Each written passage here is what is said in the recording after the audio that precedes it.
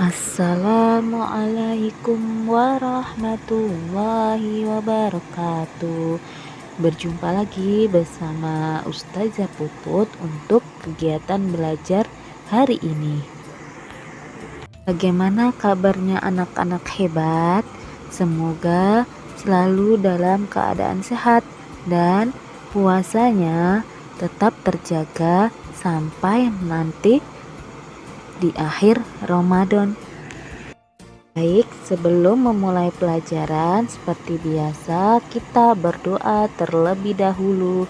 Tangan diangkat, kepala ditundukkan. Bismillahirrahmanirrahim. Rabbi jidni ilma warzuqni fahma. Amin ya robbal alamin.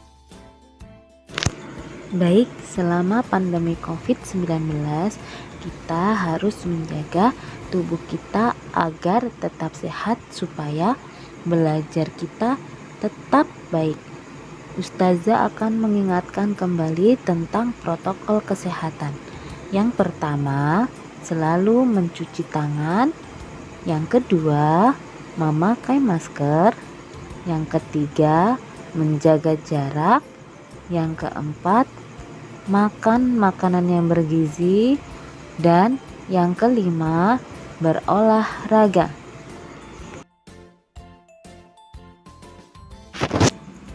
Baik, kita mulai belajar kita. Simak video kegiatan belajar dari Ustazah berikut ini. Baik, kita mulai pembelajaran tematik untuk hari ini. Tema 8, peristiwa alam. Subtema 3, penghujan. Kelas 1, aturan saat makan di rumah. KD 3.2, mengidentifikasi aturan yang berlaku dalam kehidupan sehari-hari di rumah. Adapun tujuan pembelajaran kita hari ini adalah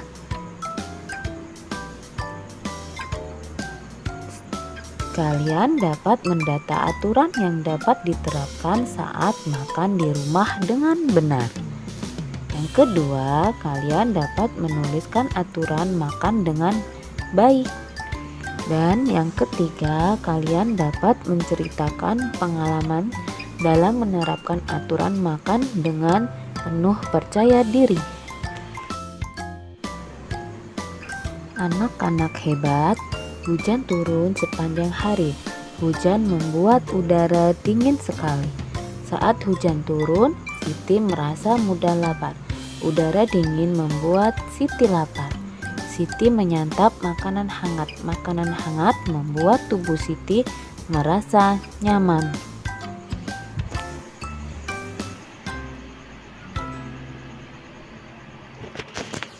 Ayo, siapa yang tahu makanan apa yang tepat disantap saat hujan turun?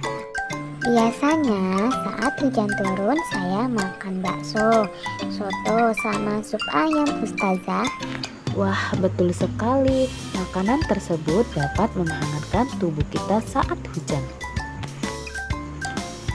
Perhatikan gambar berikut. Apa yang dilakukan Siti? Siti berdoa sebelum makan, Ustazah. Wah, betul sekali jawabanmu. Yang kedua, apa yang terjadi pada Udin? Udin tersedak dan menyemburkan makanannya kepada Beni, Ustazah. Benar. Yang ketiga, apa yang sedang dilakukan Edo? Edo menumpahkan minumannya saat makan, Ustazah. Benar sekali. Yang keempat, bagaimana posisi Lani saat makan? Lani duduk dengan baik dan tertib, Ustazah. Masya Allah, jawabanmu tepat semua. Baik, tadi kita sudah menjawab semua pertanyaan tentang aturan makan di rumah. Contoh aturan makan di rumah, yang pertama, mencuci tangan sebelum makan. Yang kedua, berdoa sebelum dan sesudah makan. Yang ketiga, tidak berbicara saat makan. Yang keempat, membantu ibu merapikan makanan secukupnya. Dan yang keenam, menghabiskan makanan. Jadi itu semua merupakan contoh aturan makan yang ada di rumah. Apa akibatnya jika aturan tidak dilakukan, Ustazah? Jika kita tidak mencuci tangan sebelum makan, maka tangan kita akan kotor dan akan menimbulkan penyakit. Yang kedua, jika kita berbicara saat makan, kita akan tersedak. Ketiga, kondisi meja akan berantakan jika kita tidak membantu ibu merapikan piring kotor setelah makan. Berarti kita harus mematuhi aturan makan ya, Ustazah? Iya, tepat sekali. Ada banyak manfaat jika kita mematuhi aturan saat makan. Baik, anak-anak hebat. Jadi kita sudah belajar tentang aturan makan yang ada di rumah. Aturan makan yang ada di rumah adalah mencuci tangan sebelum makan, berdoa sebelum dan sesudah makan, tidak berbicara saat makan. Aturan makan di rumah harus dipatuhi oleh seluruh anggota keluarga. Aturan tersebut dibuat agar kegiatan makan berjalan dengan baik. Jika aturan tidak dipatuhi, rumah akan berantakan. Kita akan terserang penyakit. Di video kali ini, kita akan belajar tema 8 peristiwa alam, subtema 3 musim penghujan, muatan pelajaran matematika. Menentukan lama kegiatan. Setiap hari kita melakukan berbagai kegiatan. Ada kegiatan yang memerlukan waktu sedikit, ada juga kegiatan yang memerlukan waktu banyak. Memerlukan waktu sedikit disebut sebentar, memerlukan waktu banyak disebut lama.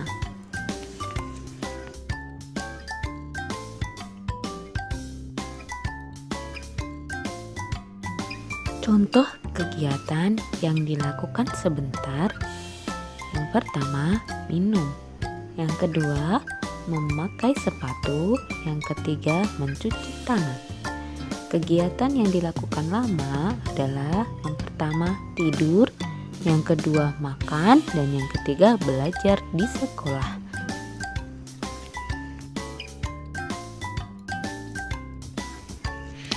Mengukur lama kegiatan dengan alat ukur tak baku. Ingat kembali contoh kegiatan yang berlangsung lama dan sebentar. Perhatikan kalimat berikut. Mei berlibur ke rumah neneknya selama sebulan. Ia menghabiskan waktu yang cukup lama di sana. Contoh yang kedua, Dedi hanya memerlukan waktu sebentar untuk menyelesaikan tugas yang diberikan oleh Bu Guru.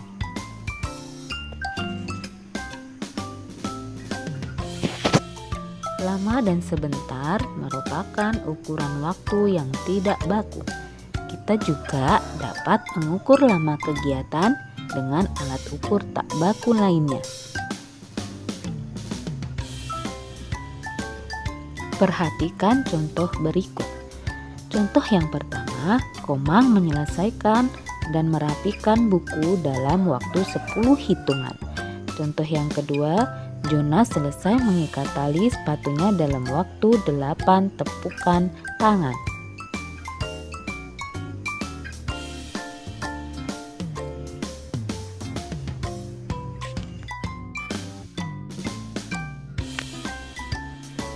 Mengukur lama kegiatan dengan alat ukur tak baku. Kita dapat menggunakan satuan tak baku untuk mengukur lama kegiatan. Contoh alat ukur tak baku untuk mengukur lamanya kegiatan adalah sebagai berikut. Yang pertama, tepuk tangan. yang kedua hitungan, yang ketiga panjang lagu, dan yang keempat panjang musik. Itulah tadi video kegiatan belajar kita hari ini. Dan tugas Ananda di rumah mengerjakan LK yang sudah Ustazah berikan atau Ustazah bagikan. Ustazah akhiri kegiatan belajar kita dengan membaca lafaz hamdalah. Alhamdulillahi Rabbil Alamin. Assalamualaikum warahmatullahi wabarakatuh.